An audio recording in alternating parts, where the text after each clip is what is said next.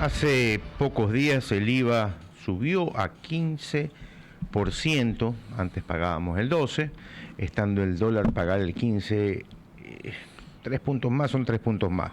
Aunque se ha dicho que, aunque se ha dicho que esto no afectaría a los productos de la canasta básica, a 70 productos de la canasta básica, cuando uno va al supermercado se nota la diferencia. Pero no solamente para hablar de lo que nos ha costado a los ecuatorianos, sino también para hablar de cómo este 3 puntos más se va a invertir, en qué debemos verlo y cómo está la calidad del gasto público. Nos acompaña, ha venido desde Quito, el señor Freddy Ceballos. Él es analista tributario. Freddy, ¿cómo está? Buenos días.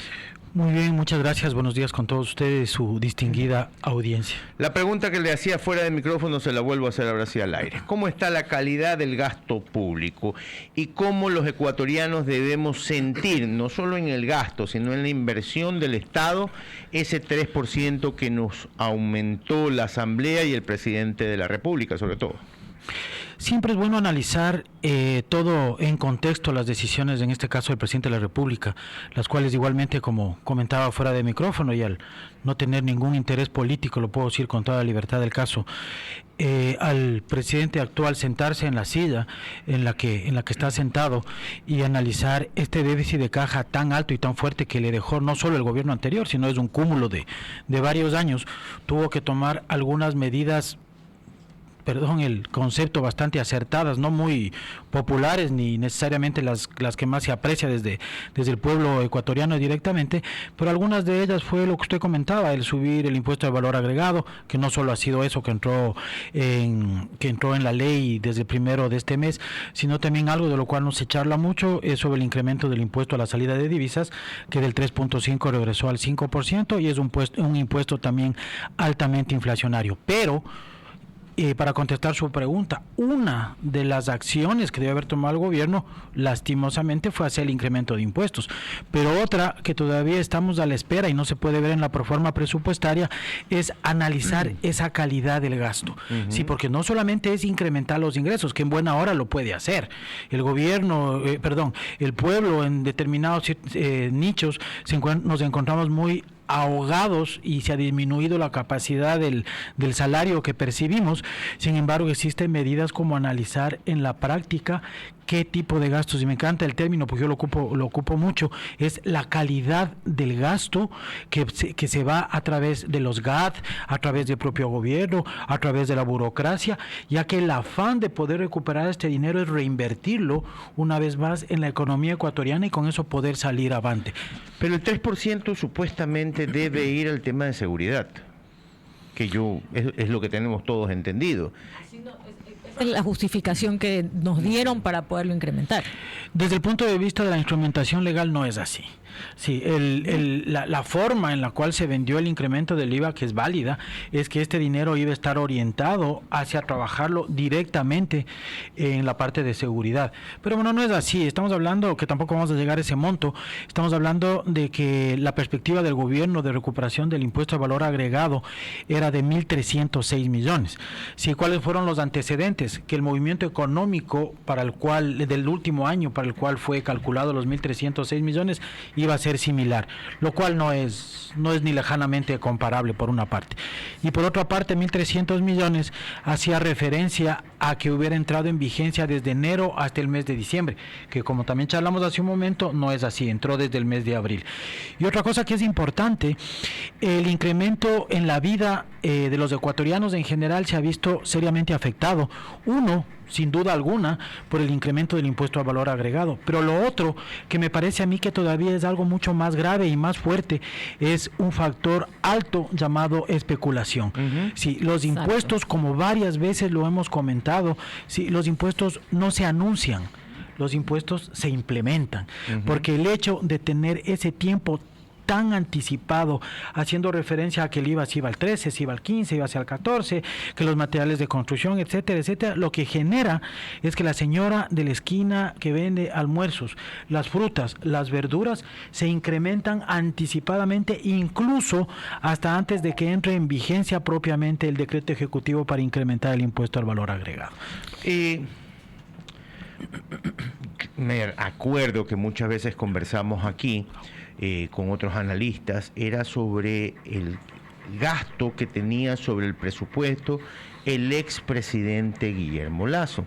Y nos volvíamos locos tratando de entender por qué solamente se había hecho el gasto del 20% en seguridad, del 20% en salud, en educación también.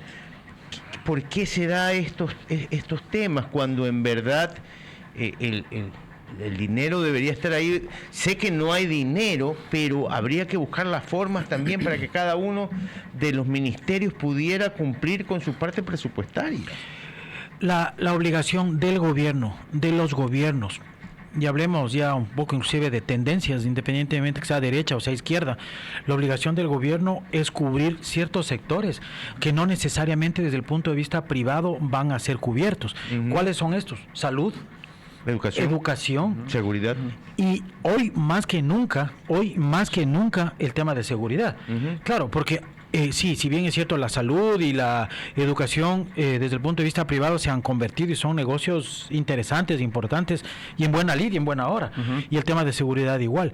Pero considerando el nivel de desequilibrio económico que existen en sociedades como las nuestras o en cualquier otro tipo de sociedades avanzadas, inclusive el Estado debe invertir, y no invierte dinero del Estado, lo que está haciendo es invirtiendo los impuestos nuestros, que los canaliza y los debe reorganizar bien. En relación a la pregunta ¿por qué no lo hace? Yo no tengo una respuesta puntual, más que incluso desde el punto de vista de Constitución, porque está ahí definido el porcentaje que debe ser invertido en estos sectores. El gobernante no lo está haciendo. Inclusive me llama la atención porque hasta desde el punto de vista político eso es una buena orientación, un buen negocio, orientar estos recursos hasta a estas áreas que son tan necesarias y, perdón, entre comillas y entre paréntesis, le generan hasta votos. En ese sentido le tengo una pregunta.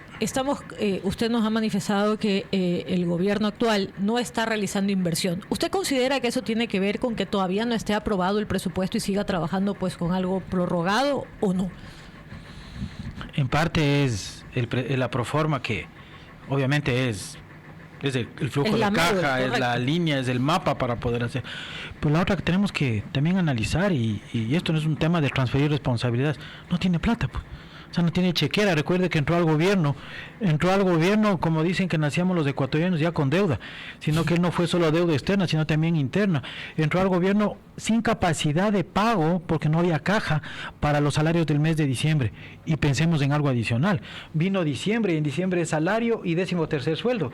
O sea, el presidente ha hecho casi lo que, qué feo ejemplo, lo que hizo Jesucristo, está multiplicando panes y pescados, y nuevamente me pongo en la posición de administrar una chequera como la ha hecho tan apropiadamente, o sea que mucha gente no está de acuerdo con lo que comento, para poder cubrir de la mejor manera los gastos inmediatos. Está tapando huecos. Pero en ese sentido también tenemos que rescatar el trabajo de los GATS, porque están haciendo lo propio también. Los GATS básicamente lo que están haciendo desde un punto de vista muy particular mío es no gastar porque no tienen dinero. Pues antes, para terminar, considerando el tema del tiempo, revisaba el gasto de ya ejecutado del último año. ¿Cómo puede ser posible que ciertos GAS tengan dentro de sus desembolsos ya realizados 6 conciertos de reggaetón, cuando la población en la práctica...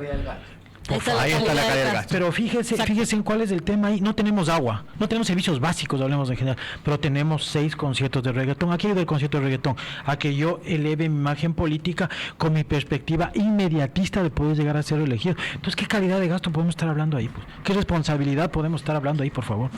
El tema del cómo invierten los GATS, los gobiernos, los diferentes ministerios, donde, por ejemplo, le decía yo hace un momento que una vez nos sentamos con un especialista y vimos ministerio por ministerio cuánto había invertido, cuánto había utilizado, la gestión del ministerio para llegar a ese gasto es muy larga, y esperamos que la próxima vez que venga a Guayaquil nos avise para tenerlo aquí en cabina, Freddy. Yo prácticamente soy de hecho un ciudadano ecuatoriano, pero estoy pasando porque adoro Guayaquil. Estoy pasando con muchísima frecuencia aquí porque estamos con nuestras operaciones cada día mucho más concretas, y para mí, por el contrario, será un privilegio poder asistir. Avísenos la próxima vez que esté en Guayaquil para que pueda venir otra vez a cabina con tiempo, Anaí, y podamos seguir hablando de estos análisis tributarios que tanto ayuda a la gente a entender qué es lo que está pasando con la economía. Muchísimas gracias, Freddy. A ustedes, muchas gracias. Buenos días una vez más. Era Freddy Ceballos, analista tributario. Estábamos hablando sobre las recaudaciones tributarias del Estado, la calidad del gasto público y cómo los ministerios, los GATS, generan su gestión para poder cumplir con los presupuestos y cuál es la calidad del gasto / conciertos de algunos GATS y prefecturas.